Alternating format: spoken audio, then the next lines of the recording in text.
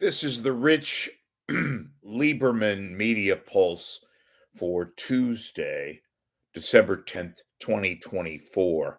And this is kind of difficult to talk about, but I'm going to talk about it because it is something that's on everybody's minds right now. And I think it's an important enough topic to try to kind of navigate and say and try to explain what a lot of people will not do because they're either uncomfortable or they're self-righteous or they're all of the above, and use your own words and all that. So, and look, I talked about Dennis Richmond, who is recovering, we hope, on the way to a full recovery from a very, very serious medical situation. Apparently, he had a heart attack, he fell. He wasn't doing that well before all of this. He's been in declining health for some time now, but not to this extent. So, first and foremost, again, as I've stated, I'm sure many of you, even those who don't have the best of remembrances with Dennis Richmond, whether it's personal, whether it's mostly professional, I'm sure you feel the same way. Nobody is wishful of somebody suffering and in pain and et cetera, et cetera, et cetera. I am going to try to verbiate along the lines of, look, two things could be true, equally true, and say, look, uh, I I looked around, and nobody's really written about this. There's been Facebook postings and all that, and I said the other day that I think it was incredibly uh, awkward. That's a word I choose very, very carefully, to comment on somebody's condition when you're basing it on Facebook postings. And I don't care about Julie Hayner writing and all that and showing pictures, which I found kind of odd with her and Mark Ibanez. And then I'm getting some people making inferences as if I didn't talk about it, as if I don't care about Dennis Richmond because I didn't discuss it. Because quite frankly, I don't know all the information, and I'm not going to again base my feelings on somebody's condition based upon Facebook postings. I wouldn't like that if it were me. I certainly don't like it having to do with somebody who we don't really know what's taking place. Okay, we don't. We're basing it on speculation. And look, this is much as certain. Apparently, there was a fall and a heart attack, and and what can you say? Now, look, I have a ton of respect for Dennis Richmond, and even if I didn't, then it's a poor time to talk about the guy's legacy, about his overall situation with regards to his work at Channel 2. But many of you have called me, made contact with me and all that, saying that I didn't give him enough credit and that I didn't, of course, tell people how, his situation. I got a lot of those of you commenting that I failed to, you know, um, uh, talk about the fact of his legacy at Channel 2. Well, this is kind of a damned if you do and damned if you don't situation. And look, uh, if I haven't said full force about his impact at KTVU, then that's just the way it is. I don't know what else to say. I just it's kind of, again, damned if you do, damned if you don't. A catch 22 supreme, where he may have received a lot more plot. I'm not talking about his condition now. I'm talking about in general. Look, early on in his career, And I followed him beginning in the 70s when I was growing up here in the Bay Area. I remember back in the days when KTVU had people like George Redding. I was a little kid, and Gary Park and Claude Mann, um, Betty Ann Bruno, the infancy of KTVU's greatness. And what I will talk about now is the utter contrast of what was then and what is now. And look, I think you could say this. I think you could comment on it and talk about it in the manner in which I'm trying to convey now, without appearing insensitive or tacky, what have you. Um, but first and foremost, I'll say this, a few other things too, uh, at the beginning, that Dennis Richmond was a very, very um, interesting and definitive figure at Channel 2 at the very beginning. I mentioned the fact that he started out as a janitor, started out as an intern. I'm sure you've seen photos when he began. He opened the doors for lots of black journalists and behind the scenes people who were to become instrumental in the formulation of the KTVU as it began, when it was really, really huge.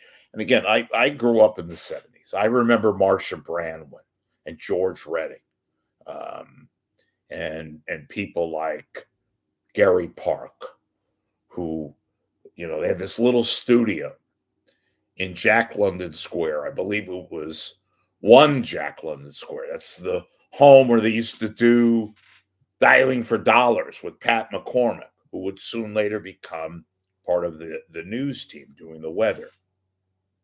And Bob McKenzie, segment 2, and all the great reporters. The Lloyd LaQuestas, Rita Williams, and, later on, Tom Bakar. I'm leaving somebody out, Rob Roth.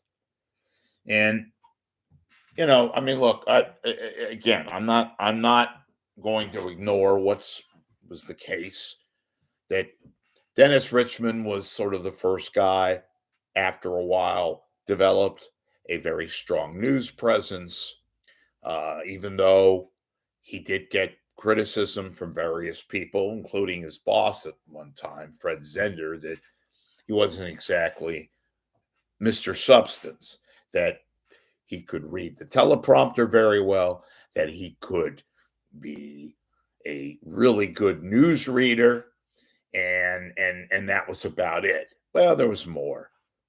And look, at the time, he started getting big and real big and developed into a very, very strong personality. He didn't show that on the air, but he was. And opens lots of doors, black people, minorities. So in that sense, I don't want to devalue his impact, not only at KTVU, but indeed the entire, you know, television news biz in the Bay Area at a time when, yeah, it's a liberal land, and this, that, and the other with women and minorities and all that stuff. Yet you didn't see many black anchors on the Bay Area airwaves. I mean, a few here and there, but not as many as you would think in an area that was so-called cosmopolitan and diverse and all that stuff. But in any event, Richmond was kind of a tough guy to get to know. Now, I didn't know him, met him one time, but I've heard from others, uh, knew about his camera issues with regards to substance abuse and things of that nature, which, was very well known behind the scenes, didn't impact him that much on the television screen. But it was quite a concern. It was quite an issue for colleagues and people who worked at KTVU, and it was kind of well known. And people fought for him. He developed a unique style. Again, he was not very talkative. He could be surly, He could be downright mean, I was told. And I knew this, heard about it. Everybody heard about it. And the people who worked with him, by and large, you had to kind of, show your gusto, show your worth and all that. I'm not saying literally. So, look, people that he worked with, I'm sure there was issues at times that may have not were directly evident, but they were. But this is where I think the overwhelming issue you know, comes to mind. Look, everybody who kind of makes it in this biz, everybody.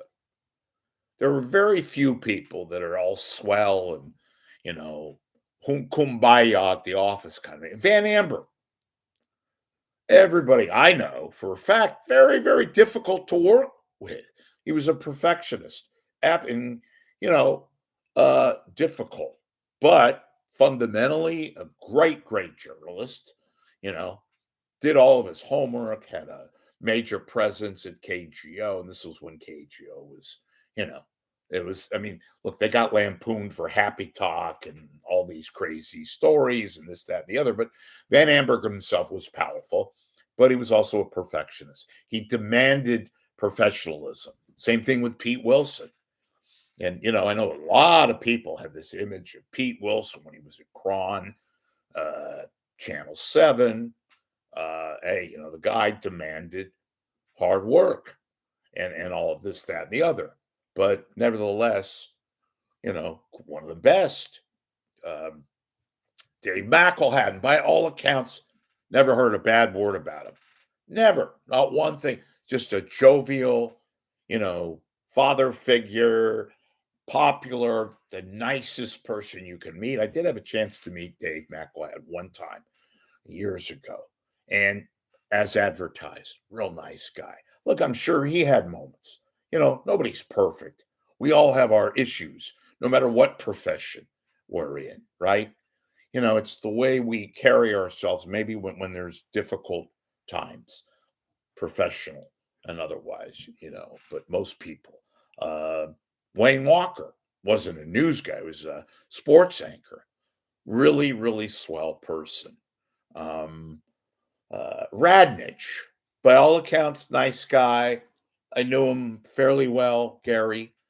But look, we all have days when we rather be by ourselves and all that. So and I'm missing a few people.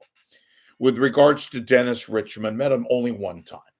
And frankly, that was good for me. I didn't want to know a few people that I don't really want to know more about. I just rather they just do what they do, read your script, get off there, boom, goodbye, sayonara, But he has, I'm going to keep it present tense. He has been, how can I put it? A complex figure at Channel 2. Very, very complex. And of course, I'm using a euphemism, but sometimes the most difficult people to work with, fundamentally, they do a good job. And by and large, they do what they're supposed to do. This guy lasted over 40 years. Staying power, which is important in and of itself.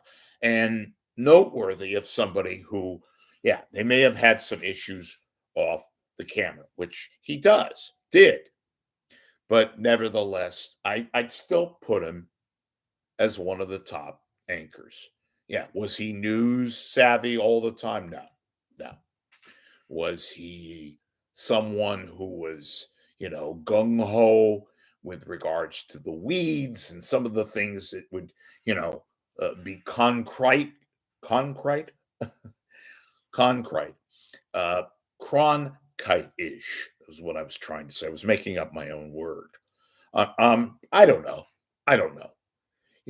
So look, I just wanted to put it out there that, and I'm sure there's others, enormous respect for this guy, Richmond, who, made his impact on a television station, which frankly has lost its girth, has lost its sort of emboldenedness, has lost its verve, and all of the accolades that made it not just huge and big time locally with 10 o'clock news, with all the great reporters. I just mentioned a few like Arita Williams, Lloyd LaQuesta, Randy Shandable, people like that.